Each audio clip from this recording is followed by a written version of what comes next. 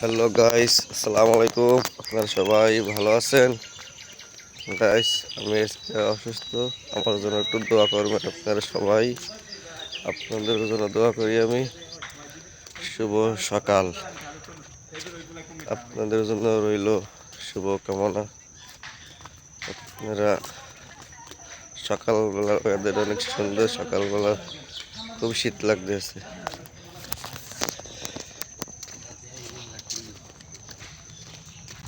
আপনারা বেশি বেশি করে আমার পেজে সাপোর্ট দেবেন।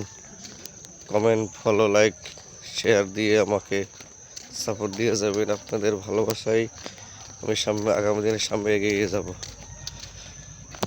আপনারাই আমার অনুপ্রেরণা। আপনাদের সাপোর্টই আমার একান্ত প্রয়োজন।